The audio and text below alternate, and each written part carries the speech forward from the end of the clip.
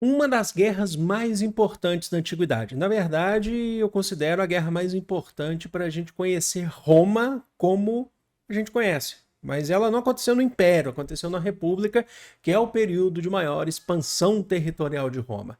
É isso aí, a gente está falando das guerras púnicas. Então é isso que a gente vai ver hoje. Então já peço para você aí curtir esse vídeo e também se inscrever no canal, porque é uma história bem interessante, é uma história muito importante para entender o mundo antigo. Vamos lá então começar. Essas guerras, então, a gente chama de guerras púnicas. Primeiro vamos lá para o nome, porque guerras púnicas vem do fenícios, civilizações fenícias, que a antiga terra de Canaã, no Oriente Próximo, elas têm a ver porque é uma guerra. As guerras púnicas são guerras que aconteceram entre os séculos 3 e 2 antes de Cristo, e são guerras principalmente entre a República Romana em grande período de ascensão e a sociedade cartaginesa, na verdade, a grande cidade extremamente importante de Cartago, ali pelo controle do mar Mediterrâneo, controle principalmente das rotas marítimas e comerciais do mundo antigo, certo? E se chamam guerras púnicas justamente porque Cartago anteriormente foi fundada. Cartago, a cidade de Cartago, foi fundada como uma colônia fenícia séculos atrás. Por isso era uma forma que eles chamavam o povo de Cartago, que são os púnicos, ou então por isso as chamadas guerras púnicas. E a importância de Cartago? Cartago, fundado então, lá mais ou menos 800 e tantos antes de Cristo, 850, 860 antes de Cristo. Aqui a gente já está falando do período ali de 264 antes de Cristo. Se desenvolveu muito, como eu falei para vocês, foi uma colônia fenícia, e esse é um ponto importante, porque os fenícios, se a gente tem vídeo aqui no canal falando sobre isso, os fenícios foram considerados os donos do mar Mediterrâneo por um longo período. Além de serem extremamente importantes para a invenção da escrita, eles tinham um grande conhecimento de construção de navios e de rotas comerciais, eram grandes mercadores, até mesmo porque eles precisaram se desenvolver assim, porque a região do Antigo Oriente que eles viviam era uma região não muito fértil, então eles precisavam de redes comerciais. Significa que a sociedade cartaginesa, que foi uma colônia, aprendeu com os fenícios. E mesmo agora não sendo parte mais de uma colônia fenícia, sendo independente, a sociedade cartaginesa pega o que foi de melhor entre os fenícios e explorou as suas redes de comércio, dominou o mar Mediterrâneo. Então, no século XIII, que a gente está falando onde iniciam as guerras púnicas, Cartago era grande, ou Cartago, como vocês quiserem chamar, não tem importância, mas era a grande potência marítima do Mediterrâneo. E estavam em ascensão. Apesar da gente não falar que tem um grande império, enquanto império de dominação, mas você tinha cidades sendo formadas a partir da primeira, a capital, a principal, Cartago, ou Cartago, que está localizada ali entre, na verdade, hoje seria a atual Tunísia, então a gente está falando do norte da África, sul do mar Mediterrâneo, e ali na proximidade do Golfo de Tunis, certo? Então já dá para entender o motivo de se ter guerras entre Cartago e Roma. Qual que é o motivo? O motivo é o controle do mar Mediterrâneo, das rotas comerciais, que Roma, em crescimento, tem muito interesse nisso. Então as guerras iniciam por conta disso. Só que essa guerra tem uma questão muito importante. Ela vai ser dividida em 3 fases. Então são 3 guerras. Primeiras guerras púnicas, segundas e terceiras. A primeira guerra púnica é de 264 a.C. até 241 a.C. Então, é um período certamente longo da história. Roma estava vivendo seu período de república e Cartago dominava boa parte das ilhas do mar Mediterrâneo Ocidental, certo? Roma estava mais restrita ainda nesse período à Península Itálica. Só que Roma tinha interesse em se expandir, estava fortalecendo seu exército. A guerra se inicia na região da Titília. O que é a Titília? Ou a Sicília, como vocês quiserem chamar. Inclusive a Titília é a região onde muita gente veio, muitos imigrantes italianos vieram para o Brasil a partir do século XIX, principalmente do século XX, que era uma região naquele período, já no século XX, uma região que sofreu muito com a Guerra de Unificação Italiana, o Ressurgimento. Mas volta lá atrás. Então, o que você tem? Cartago dominava a maior parte da Titília, que está ao sul da Península Itálica. E Roma quis abrir o seu caminho para as rotas comerciais do Mediterrâneo a partir dali, derrotando a sociedade cartaginesa. E é ali que Roma inicia o período de dominação da Titília. Foi fácil? Não foi fácil. Por que não foi fácil? Porque Cartago tinha um forte poderio naval. Cartago utilizava também o exército cartaginense, também era relativamente forte, mas principalmente a força naval, certo? Enquanto Roma estava engatinhando, porque Roma até agora se preocupava mais com uma questão territorial. Você tinha mais força em infantaria romana, as legiões romanas eram mais fortes enquanto soldados de infantaria a pé, enquanto Cartago tinha força naval. Só que você está falando de uma batalha com o objetivo do mar Mediterrâneo. Então não foi fácil para Roma. Roma teve que formar-se militarmente, formar as suas frotas navais, quase que às pressas, para tentar derrubar Cartago. Foi fácil? Não foi fácil. Teve muita dificuldade. Mas em um determinado momento conseguiu. O objetivo, então, inicialmente, não era atacar Cartago pela terra, e sim pelo mar. Teve muita dificuldade, mas conseguiu dominar parte da Titília. E chegou até a cidade, conseguiu chegar até o norte da África, a cidade de Cartago ou Cartago. Mas ali eles não conseguiram entrar. Era uma característica da antiguidade, vocês sabem disso, cidades muradas extremamente fortificadas. Isso se aprendeu muito com o mundo mesopotâmico, com o mundo egípcio e principalmente com o mundo grego. Então isso era extremamente difícil, as cidades eram extremamente fortificadas. E Roma não conseguiu entrar e dominar Cartago. Por isso que essa primeira guerra ela tem um impasse muito grande, porque Roma consegue uma parte, mas não consegue outra. Ao final dessa primeira guerra púnica, eles precisam assinar um acordo e Cartago já está um pouco mais fragilizada, e ela cede alguns territórios além-mar, cede alguns territórios dentro do mar Mediterrâneo para Roma. Entre esses territórios, a Sardenha. Então, uma outra região que pertence ao território italiano hoje, mas que na época não existia Itália, como a gente conhece, e está afastado, inclusive, da Península Itálica. E aí vem a Segunda Guerra Púnica. Essa talvez seja a mais famosa por conta dos feitos que são considerados, inclusive para a antiguidade, extraordinários, até hoje, tá bom? Ela vai de 218 a.C. até 201 a.C. O que acontece nessa guerra? A sociedade cartaginesa era uma sociedade que estava também em grande expansão. Então você tinha o norte da África, basicamente quase todo pertencente a Cartago, chegando até a Europa. Mas como assim? A Península Ibérica. A Ibéria ou Península Ibérica não era de Roma ainda, pertencia a Cartago, chegando ali na região da Gália.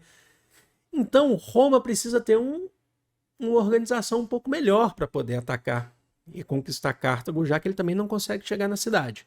Só que ali, saindo da Ibéria, da Península Ibérica, um general extremamente importante nessa guerra que surpreendeu Roma. A gente está falando do general Aníbal, que surpreendeu Roma como? Passando pela Península Ibérica, passando pela Gália, ele conseguiu chegar ao território romano na Península Itálica com cerca de 20.000 soldados e quase 40 elefantes. Mas você fala assim, não, tudo bem, ele conseguiu chegar. A questão é, ele escalou os Alpes. Sabe quando a gente fala em Alpes na Europa, que pega uma região ali da Áustria, da Hungria, da Suíça, pega o norte da Itália. Ele conseguiu surpreender chegando pelo outro lado, escalando os Alpes com elefantes e 20.000 soldados. Por isso que ele conseguiu surpreender Roma, e dali ele começou a dominar algumas cidades em Roma.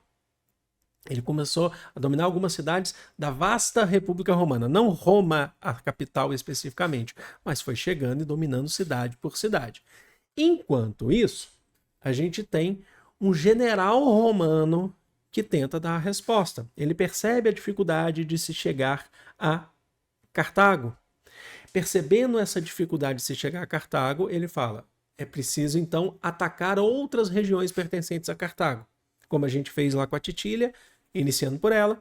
Então a gente está falando de Cipião, o general Cipião, por parte de Roma, que vai para a Ibéria e ele é responsável por vitórias de Roma na Península Ibérica e a redução do poder de Cartago na Península Ibérica. E dali eles conseguem chegar, inclusive, nas portas novamente de Cartago. Isso fez com que Cartago tivesse que recuar, apesar das conquistas que ele fez, que Cartago fez nos Alpes italianos, eles tiveram que recuar. E aí Aníbal foi chamado de volta para defender a cidade, certo? A partir desse momento, eles percebem que eles estão bem esgotados, porque de um lado você tem uma vitória, do outro lado você tem a derrota, e isso dos dois lados é toma lá da cá. O que vai acontecer a partir desse momento? É preciso assinar um acordo de paz, uma paz nem que seja momentânea entre as duas grandes civilizações que estão nesse conflito. Roma impôs, porque Roma agora já estava bem mais forte, Roma impôs algumas condições para Cartago. Entre essas condições, a destruição de boa parte das suas tropas navais, não vão poder utilizar navios como antigamente, a não utilização de elefantes em conflito, porque os elefantes faziam muita diferença por serem animais fortes e animais que conseguiam caminhar por longas distâncias. Então eles tiram o uso de elefantes, a domesticação de elefantes e a redução das tropas militares como um todo. Então esse é o acordo de paz que foi imposto por Roma após conseguir conquistar a Ibéria das mãos de Cartago. Quando a gente chega na Terceira Guerra Púnica, que é a decisiva, na verdade, no período entre a Segunda Guerra Púnica e a Terceira, Cartago está muito destruída. Já está muito enfraquecida. Porque nesse período você tem revoltas internas acontecendo em Cartago. Eu vou explicar isso porque eu acho que é muito importante destacar isso para vocês. As legiões romanas, os exércitos romanos já eram naturais. A gente não está falando das frotas navais. A gente está falando das legiões romanas. Os soldados, a infantaria romana, ela já era especificamente bem formada. Mas em Cartago não era assim. Por uma cultura cartaginesa, os exércitos de Cartago só eram formados em caso de guerra. Então eram sempre às pressas. Isso gerava um certo desconforto, porque gerava muita confusão, má administração, inclusive dava problemas com pagamentos de salários. Então, por conta disso, você tem várias revoltas acontecendo dentro das províncias e das cidades pertencentes a Cartago. Cartago se vê enfraquecida, até mesmo depois das condições impostas por Roma após a Segunda Guerra Púnica, certo? E inicia-se assim, Roma aproveita dessa situação, então foi um momento de respiro, Roma observou essa situação e inicia assim a Terceira e definitiva Guerra Púnica, que vai de 149 a.C. até 146, são os últimos 3 anos. Cartago já destruída, é um período bem posterior, mas que é 50 anos no mínimo, mas que Cartago estava vivendo problemas muito internos. Então é como se fosse uma continuidade da guerra, esses problemas internos, uma guerra civil dentro de Cartago. E aí que Roma chega novamente, agora de maneira definitiva, à cidade de Cartago, e inicialmente não consegue entrar por conta das altas muralhas de Cartago. O que Roma faz? A gente está lá com um general romano, o que ele vai fazer? Ele vai realizar um bloqueio à cidade portuária, à região portuária. Porque realizando um bloqueio, Cartago já tinha perdido boa parte das terras além-mar, na verdade a maioria. Sobrou ali, restou só a cidade, só a região territorial ao norte da África. Com vários problemas internos, mas ainda assim se segurando por conta das muralhas.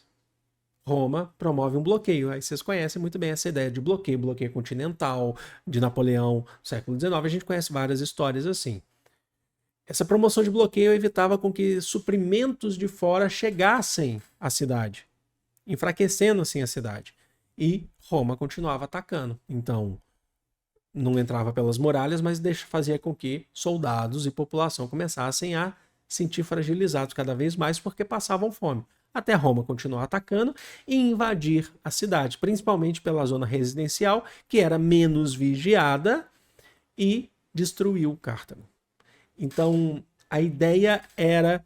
Vocês entendem que a gente fala de 3 guerras, mas uma é consequência da outra, porque as sociedades, as civilizações vão se enfraquecendo ao longo do tempo. E Roma está mais avançado do que Cartago quando chega essa terceira guerra púnica.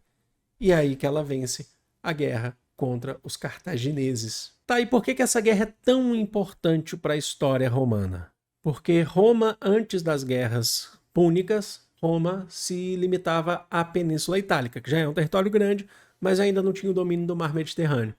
A partir de agora, Roma invadindo Cartago como consequência, a gente está falando aqui, destruiu a cidade realmente para evitar reconstrução da cidade e revoltas dentro da cidade. Então destruiu a cidade para tentar destruir a cultura cartaginesa e fazer com que ele se torne uma província romana.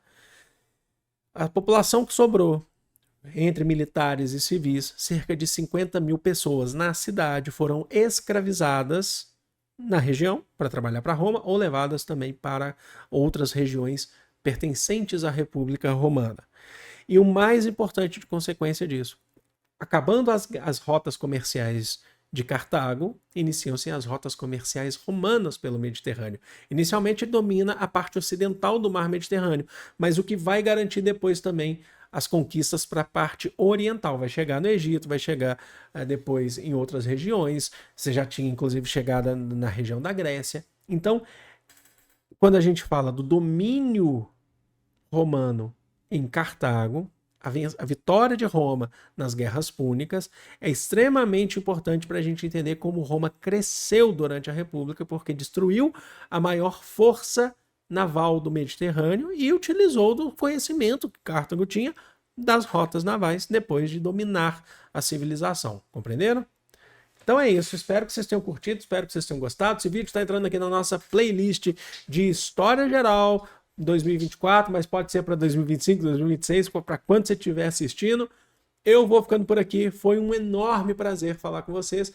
Um grande beijo, fui!